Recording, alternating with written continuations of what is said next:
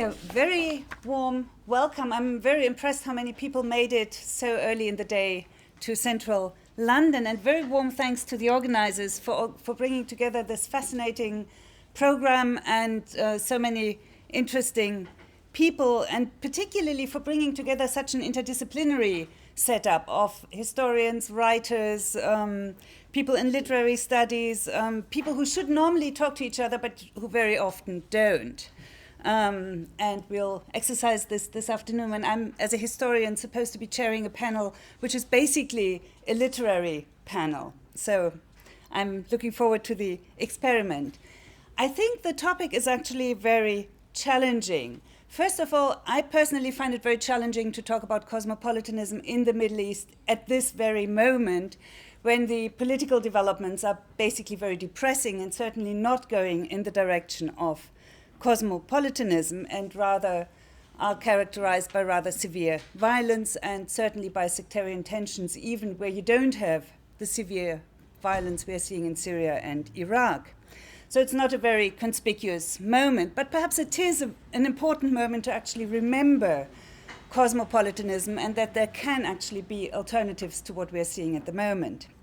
Secondly, I'm finding myself in a room with a number of people with whom we've worked together on this topic, and I'm not very sure that I can say anything new to any of them, because seeing Edhem and Vangelis and others, I feel we have actually, much of what I'm going to say is in a sense a summary of things we have been discussing together and about which we have been publishing together. And another very important colleague whom I'd like to mention is Nora Lafi in Berlin, with whom I've been doing much of the common reflections on this. So in a sense, it's almost like a joint paper. And as you can see from the abstracts, I'm probably also not going to disagree greatly with what Edhem Eldem is going to say a bit later. Namely, that we need to be very precise when we want to address the topic of Ottoman cosmopolitanism. Now, what I would like to do in the next, 30, 40 minutes is to recapitulate perhaps why there's such an interest in the topic, reflect a little bit on certain, in a sense, structural or administrative or governmental governance conditions of cosmopolitanism, the way in which it was organized, and finally address the question of cosmopolitanism and violence. And this not just because of what is happening today in the Middle East, but in more general conceptual terms. Now, why is there such a surge of interest in the topic?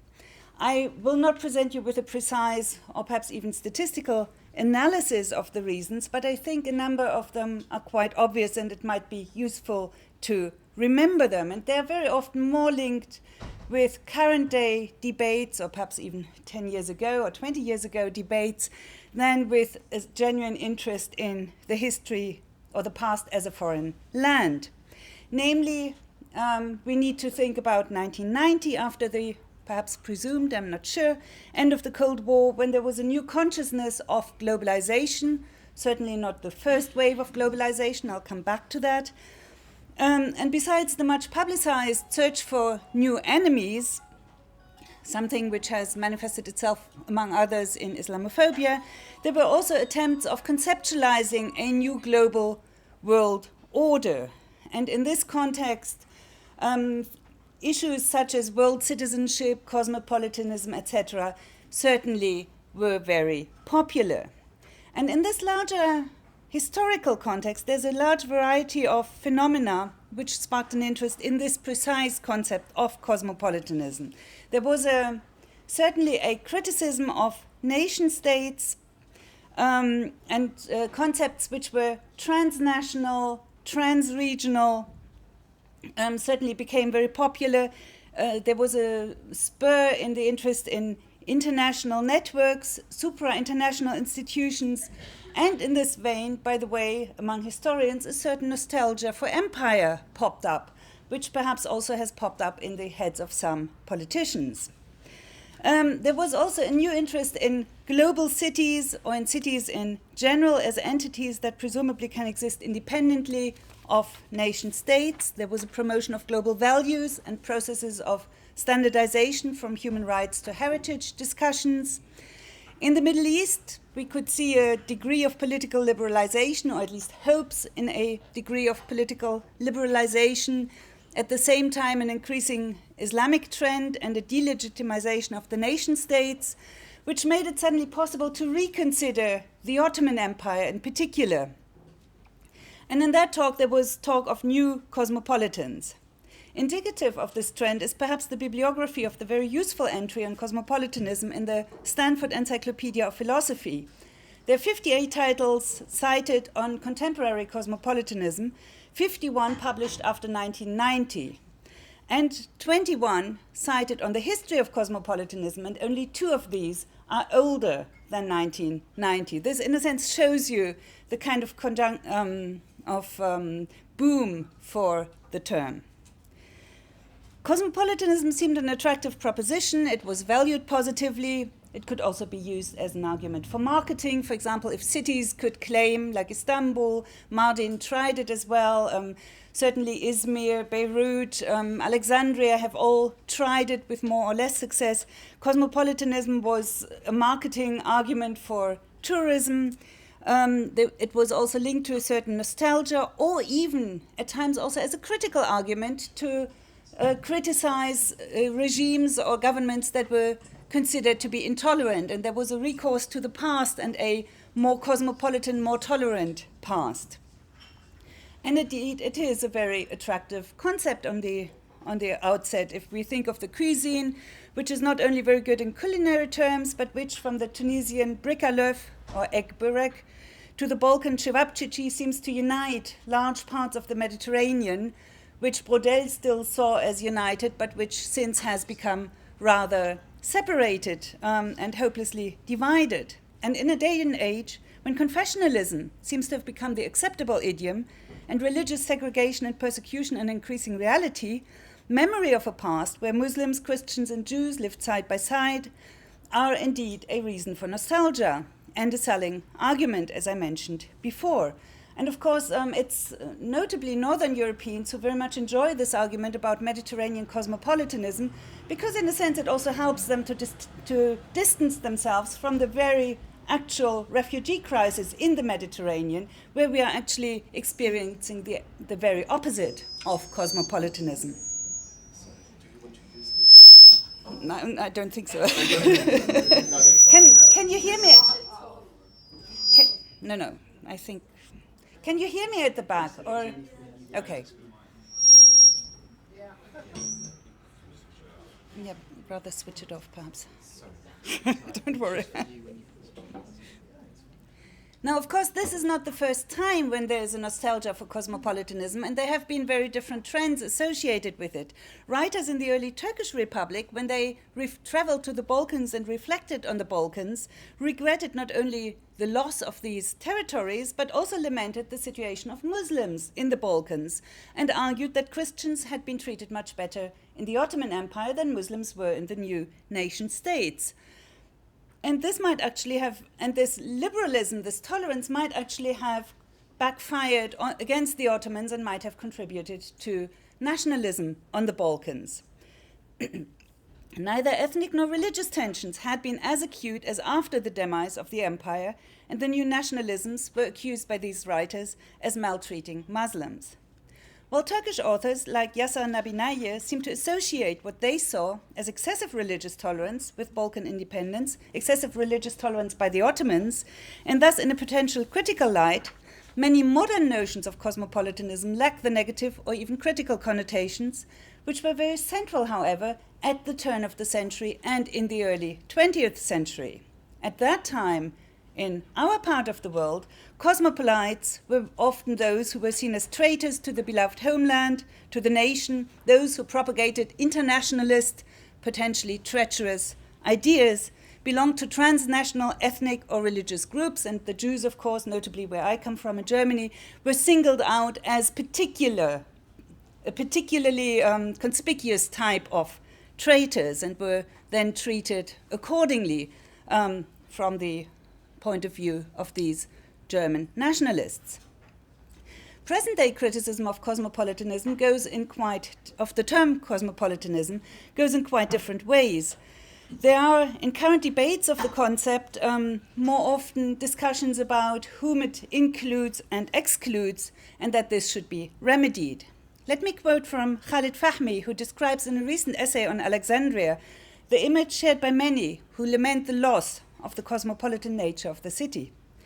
And I quote, "An economy geared to European markets, a founder famous for his tolerance to Europeans, and who is anecdotally but significantly described to be of Macedonian origins, and a plethora of European communities who were vibrant, entrepreneurial, and mutually accepting of each other and of the open world. These are the factors," Khalid Fahmy writes, "these are the factors commonly stressed to explain what is seen as the remarkable, if brief, case of modern Alexandrian cosmopolitanism. As in medieval Alexandria, conspicuously absent from the history of the modern city are the majority of its inhabitants, the Arabs." He contrasts this, what he sees as imperial cosmopolitanism, a term also implied, at least, I'm not sure exactly whether you actually use it or not, in Sami Zubeida's and Peter van der Weer's discussions of cosmopolitanism, although in slightly different contexts. This imperial cosmopolitanism, which took place in sports clubs, the opera, theater, high-class hotels, with the notion of everyday Coptic Muslim conviviality, described by authors such as Edouard Harad, arguing that this returns the Arabs to the Egyptian city, as well as an entirely different class of people.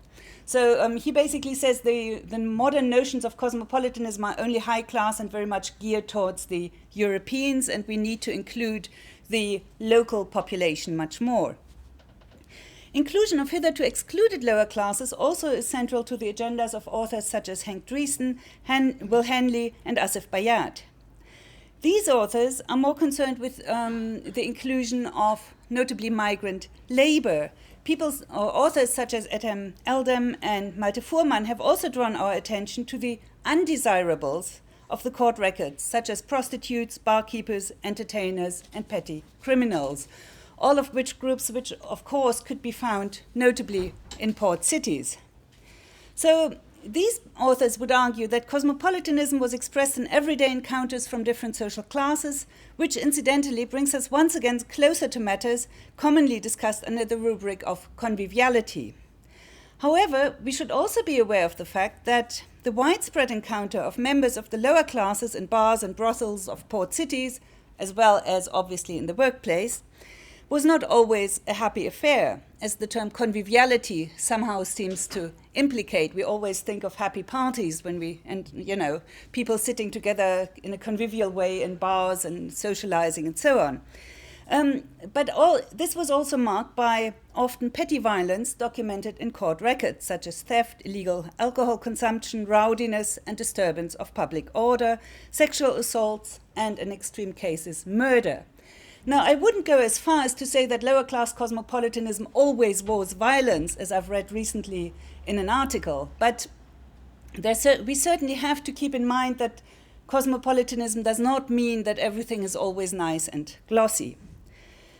I'm obviously grossly simplifying here. Many theoretically inclined scholars have reflected and greatly differentiated the concept of cosmopolitanism, from Kwame Appiah, Ulrich Beck, and Homi Bhabha to Stephen Wojtowicz, Nina Werbner, and Sami Zubeida. I will refrain from trying to sum up all the learned arguments. What should be clear, however, is that we need to be very clear for our Ottoman context, as well as in more general terms, what exactly we are talking about and to which precise historical or current setting we are referring. Are we discussing ethical or political projects, everyday shared lives, measures of governance aiming at managing diversity, or at individual behavior in terms of a conscious and open-minded turn towards engagement with the cultural other in order to widen one's own perspective? Furthermore, location is not at all trivial in our context. Much work has, of course, been done on the port cities of the Mediterranean: Alexandria, Beirut, Izmir, Istanbul, Salonika. Cosmopolitanism here takes on a different meaning through the large presence of representatives and subject members of the European empires than in small-scale inland cities, where these might have been present to some degree, but where we are much more looking at a peaceful cohabitation, or perhaps sometimes not so peaceful cohabitation, of different Ottoman ethnicities and religions. Yet another story, and we haven't really looked at this in systematic terms at all as far as I'm aware of, would be the countryside, or those regions classified by Cem Emrenge as frontiers, where very often you would find large clusters and compact ethnic or religious minorities. And then we also have cases such as the Hijaz, on which I've been working for the past years, where there was a ban on the presence of non-Muslims in the holy cities, but otherwise where we find a stunning variety of different ethnicities, from Southeast Asia to Europe and to obviously large parts of Africa, living side by side or visiting for prolonged periods of time. I would argue that this too constituted a particular case of cosmopolitanism. And we need to be conscious of time and class. Are we talking of a period when artisans lived side by side, faute de mieux very often, or are we talking of elites curious about engaging with each other?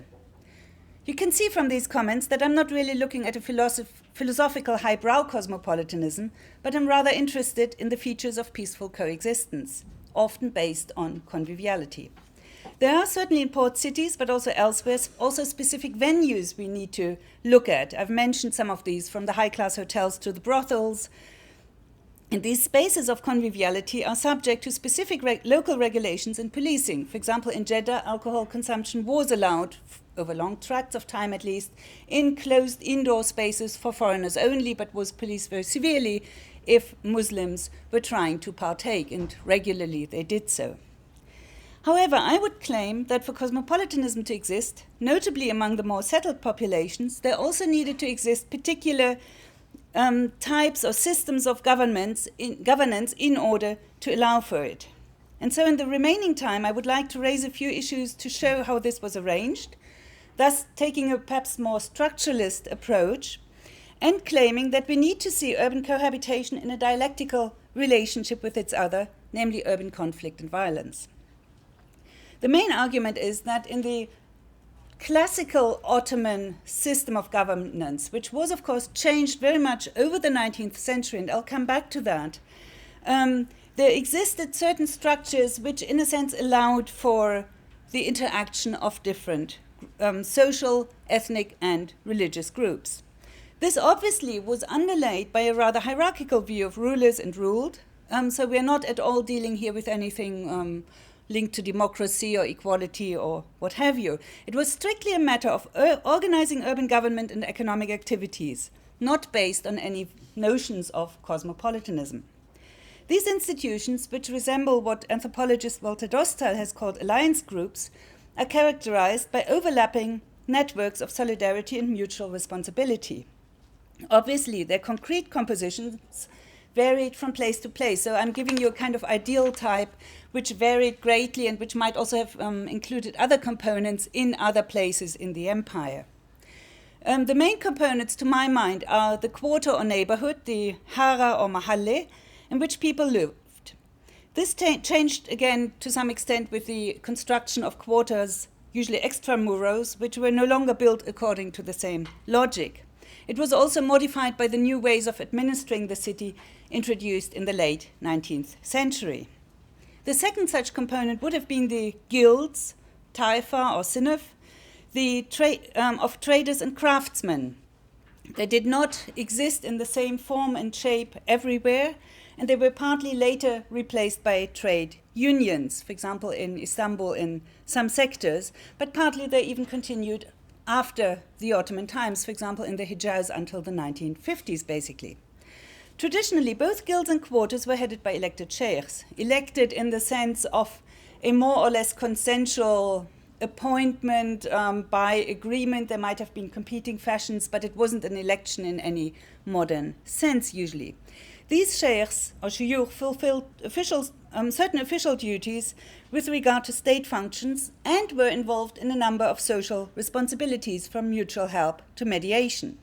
While quarters could but did not have to be ethnically or religiously mixed, so was the case with the guilds. So you find single religion guilds, but mostly, or very often, they actually were mixed. And furthermore, we have religious institutions and spaces. In some cities, there was a special role for the descendants of the Prophet or Ashraf.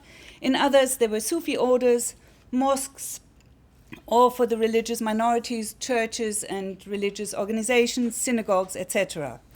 These had, in the Ottoman context, a certain degree of legal autonomy in terms of certain functions in family law in particular, and community organizations, which actually grew very much in the 19th century. Thus, most individuals were actually engaged in a number of overlapping institutions. They would live in a certain quarter, the men at least would be part of a certain guild, and people would also be involved in some, either in their local mosque or in a particular religious community. And very often these networks overlapped. And this is, in a sense, how people came in touch with each other and how their living together was managed. And this was part of a conscious imperial framework of governance. As I mentioned, these urban institutions fulfilled a number of official functions. The head of the religious communities, the non-Muslim ones, the millets, for example, were appointed by the Ottoman administration, recognizing them as spiritual leaders, but also as representatives in secular matters of the respective communities, as well as partly in paying taxes. And the same can be said about the guilds, where the guild masters were again responsible for certain taxes, but also for maintaining standards, for organizing training, but also for supporting poorer guild members in times of crises. And finally, the quarter sheikhs were the basic unit of guaranteeing the security by policing, by organizing the night guards of the quarters, and again, often organizing credit, for example, in cases of marriage, funerals, impoverished families, and so on. For each of these alliance groups, we can thus identify a range of social and convivial functions in addition to the governmental ones, hence creating an effective network of urban integration, which was further strengthened by specific urban spaces of sociability, as I have mentioned. Besides the coffee houses, we should think of mosques, hammams, and other places. This varies again from area to area. Many of these institutions could, of course, not only foster conviviality, they could also lead to the organization of competition, for example, between quarters, and I'll return to this. I've already mentioned the changes of the 19th century. I won't be able to discuss them in detail, but we have, of course, to be very aware of the international context of imperial expansion and the increased economic and political intervention in the Ottoman Empire by the European powers. And in this period also of the increase in minority economic establishments, which is partly linked to European protection. Deep has shown in quite some detail for Egypt how this overall change was ushered in during the reign of Muhammad Ali Pasha, and where not only European but also Levantine merchants and entrepreneurs contributed to a significant change in the overall economy of the country. Prosperous new populations, or if you like, an increased diversity, benefited from the tolerance of the ruler, from consular protection, and from unequal international trade agreements. Jabati already, the Egyptian historian Al-Jabati, from the 18th to the 19th century, even mentions already the rising status of some of these foreign traders. That's even before Muhammad Ali Pasha. And under Muhammad Ali's successor Abbas, there was, and notably then after Said and Ismail, there was an even greater increase in the number of foreign entrepreneurs. In spite of an intermittent boom for Egyptian merchants, by the 1870s we can see an overall economic dominance of minority and foreign merchants and capital. And this, of course, led internally to changes in hierarchies, notably between religious groups. And this was accompanied by legal changes which gave legal equality to religious minorities, and which changed in the course of the 19th century also the relationship between ruler and ruled. In addition, in the late 19th century, we have new municipalities and new consultative mechanisms which often replaced older mechanisms of organizing the internal settling of conflicts within cities. So to some extent we have new forms, to some extent we have fundamental transformations in urban government. And we have, in addition, an increase in state functions. Think of education, for example, where from the 1870s onwards in particular, the Ottoman state really tried to build up a state educational system. And this led overall to new stakes for which people competed. And here we come to the question of conflict and violence. So exactly in the period for which much of the present-day nostalgia exists, namely the late 19th century up to the early 20th century, we have a time of increased conflicts in the societies of the Middle East. And I'd argue here that conflict, including urban violence, was as much or as little part of social normality as were conviviality and cosmopolitanism. I'm not here talking about the everyday criminality I mentioned before, rather of larger scale urban mobilization and violence as one way of collective claim-making. And one thus needs to see it as a tool in a wide-ranging arsenal of contentional politics, to quote Charles Tilly, and not as irrational outbursts in times of crisis, as it has been sometimes portrayed. There was an increased occurrence of such violence, as you might all be aware of, notably since the mid-1850s, mid-19th century thus, until the mid-20th century, i.e. in the late Ottoman Empire and in the period during which the nation-states of the modern Middle East were formed. And we are dealing here, of course, with a period, as I said, experiencing huge changes and increased uncertainties. There were, of course, different types of contestation. For example, there was a relatively regular and empire-wide level of competition between urban quarters, which normally was settled peacefully through the negotiation of notables. But in times of crisis, and you can see this, for example, in Aleppo in the 1850 violence, or in Damascus in 1860, quarters, or the inhabitants of quarters, or not the inhabitants, but rather the young men of quarters, could actually be mobilized by the notables in order to commit acts of violence, which were often, to some extent at least, also tolerated by certain members of the authorities. And you can see that very much in the mid-19th century. In general, one should note that urban violence could very often be linked to violations of the symbolical order of the society and the world, such as in terms of dress and behavior in public spaces, such as described by Michel Michalka for the period just before the 1860 violence in Damascus.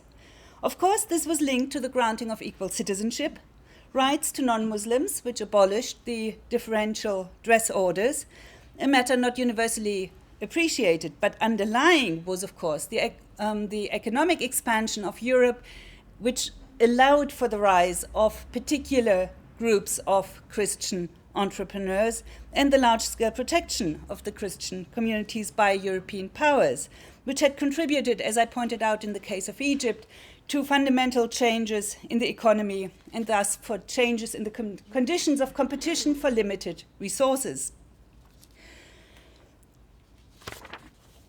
And of course, violence was not just because of real political and economic as well as symbolical changes. There usually needed to be concrete triggers. An example are the events in Jeddah in 1858 when much of the foreign community was killed.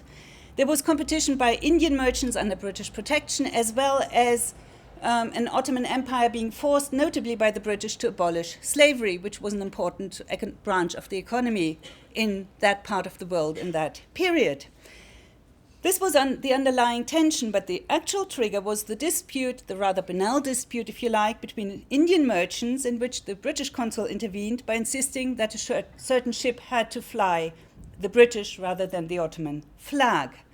And in the process, he allegedly insulted the Ottoman flag by trampling on it, and this is what is said to have sparked the violent attack and the killing of foreign merchants, consuls, and, by the way, also some Ottomans, including some Muslims.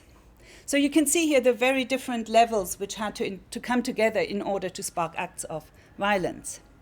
In such situations, it could not be contained. It might even have been in the interest of certain actors from within the state who were not in agreement with the larger policy decisions. Also, cities could present particularly good stages for violence.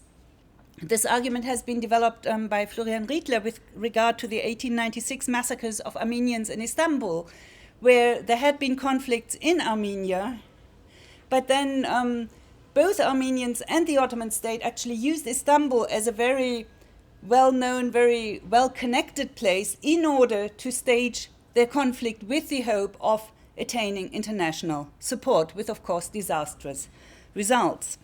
Overall, in this period, there was a fundamental challenge to what had been conceived as a moral economy, partly through the introduction of a more capitalist economy, partly through foreign intervention, and various combinations of both.